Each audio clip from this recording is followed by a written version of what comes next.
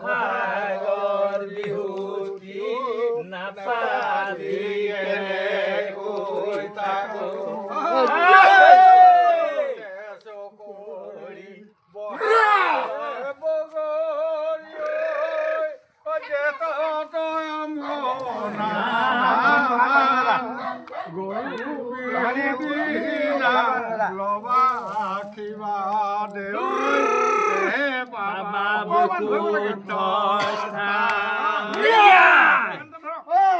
Satina di la loya kene ori jame kene ori sirpot na no sole pau baru baru buri bola loya ori bola loya ori ama ke bha bila mo vai kon ama monai madi dhor aku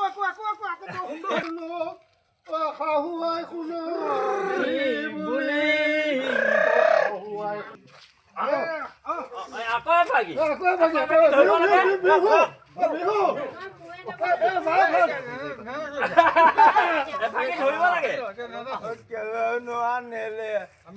মানে বদন্ত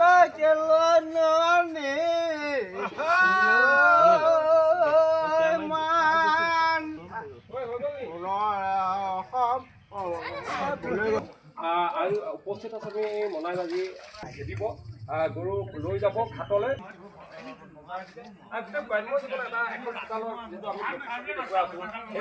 যিহেতু লাও বেঙেনা থেকেৰা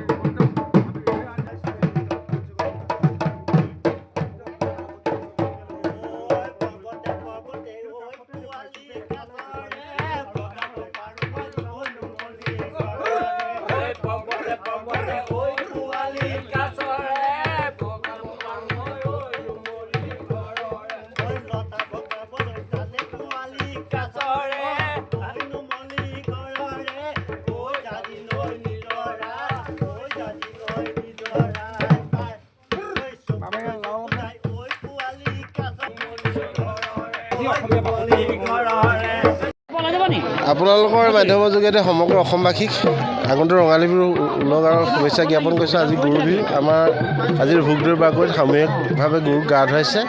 গতিকে আপোনালোকৰ মাধ্যমৰ যোগেদি পুনশ্চ আমাৰ অসমবাসীক ৰঙালী বিহুৰ শুভেচ্ছা জ্ঞাপন কৰিছোঁ। ধন্যবাদ। আজি গৰু বিহু, গতিকে অসমীয়া নৱবৰ্ষৰ শুভাৰম্ভ হৈছে। গতিকে আপোনালোকৰ চেনেলৰ যোগেদি যোৰহাটবাসী থকা অসমবাসীলৈ বিহুৰ ৰঙালী বিহুৰ ওলগ জনাইছোঁ।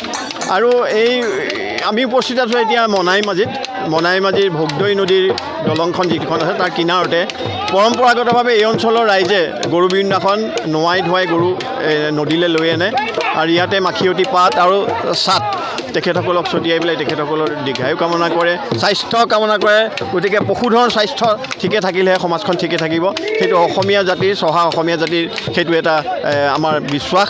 গতিকে আমাৰ এই ফেষ্টিভেলত আমি বিগত 18 বছৰ আমি দেখি আহিছোঁ যে এই ফেষ্টিভেলটোৱে এই উৎসৱটোৱে এনেকুৱা এটা পৰম্পৰা ৰাখিছে অসমীয়া যোৰহাটৰ বৃহত্তৰ অসমীয়া জাতিক এটা একগোট কৰি ৰাখিছে। আৰু এই একগোট কৰি ৰখাৰ অনুভৱটো মই বেলেগ ধৰণে অলপ চিন্তা কৰিছোঁ। যেনেকৈ হৰ্ণবিল ফেষ্টিভেল হয়, গতিকে আমি ভাবোঁ কি ভোগদৈ নদীৰ কিনাৰত এই গৰু বিহুৰ দিনাখনৰ পৰাই আমাৰ বহাগ বিহু এটা উৎসৱ আৰম্ভ হওক আৰু সেই উৎসৱৰে অসমীয়া জাতি ইয়ালৈ আহক, আহি একত্ৰিত হওক, আত্মবিশ্লেষণ কৰক আমি জাতিটো এক হৈ আছোঁ কি নাই। গতিকে আমি জাতিটো এক হৈ থকাটো আমাৰ অতিশয় দৰকাৰী কথা। যিহেতু আমাৰ এতিয়া অসূয়া শক্তি যিখিনি ওলাইছে বা হৈছে বা আমি যিখিনি পৰম্পৰাগতভাৱে সমাজত দেখি আহিছোঁ সেইখিনি যাতে ধ্বংস কৰিব পাৰে আমাৰ অসমীয়া জাতি একমুঠ হৈ থকা। কাৰণ যিহেতু লাচিত বৰফুকনৰ দেশ, মূলা গাভৰুৰ দেশ, গতিকে এই সংজ্ঞা লৈ পেলাই আমি যদি ইয়াত এখন উৎসৱৰ পৰিৱেশ কৰিব পাৰোঁ হৰ্ণবিল ফেষ্টিভেলৰ নিচিনাকৈ, তেতিয়া আমাৰ ইয়াতে ধৰক আত্মবিশ্লেষণ হ'ব, আমাৰ ছেমিনাৰ হ'ব, অসমীয়া জাতি ধৰি ৰাখিব পৰা কিছু কথা ইয়াত উদয় হ'ব, নতুন চিন্তা হ'ব।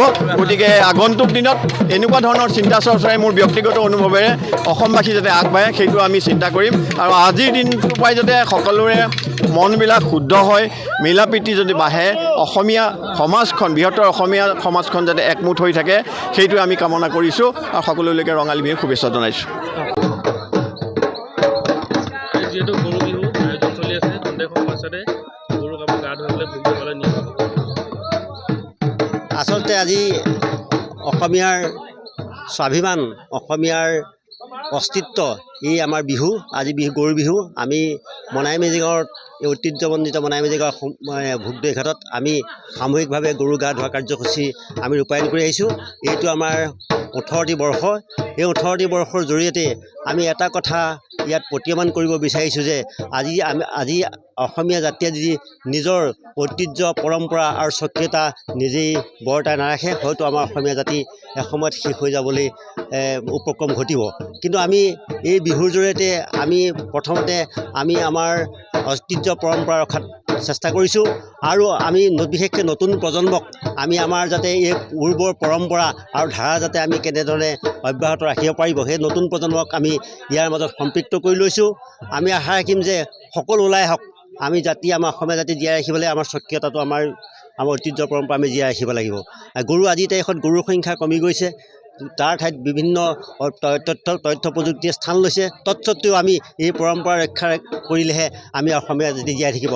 আমি এটা কথা আপোনালোকক এইখিনি ক'ব পাৰিছোঁ যে আজি নাগালেণ্ডৰ হৰ্ণবিল ফেষ্টিভেল, অৰুণাচলৰ জিঅ', সেইবিলাক আজি আন্তৰ্জাতিক প্ৰেক্ষাপটত তেওঁলোকে স্থিতি লৈছে। কিন্তু আমাৰ এই গৰু বিহুটোকো আমি সামূহিকভাৱে এনে প্ৰচেষ্টা কৰি আমি এনেকুৱা এটা পৰ্যায়লৈ লৈ যাব পাৰিম, আন্তৰ্জাতিক পৰ্যায়লৈ লৈ যাব পাৰিম, যিটোৱে গম পাব যে অসমীয়া এটা জাতি, অসমীয়া এটা স্বকীয়তা আছে, অসমীয়া এটা স্বাভিমান থকা জাতি। আমি ইয়াৰ জৰিয়তে আপোনালোকৰ সকলো চেনেললৈ আমাৰ বিহু উলগৰ শুভেচ্ছা জনাইছোঁ। আপোনালোকেও এনেকৈ বাৰ্তা প্ৰেৰণ কৰি অসমীয়া জাতিক জীয়াই ৰখাত আপোনালোকে সহায় কৰিব। ধন্যবাদ।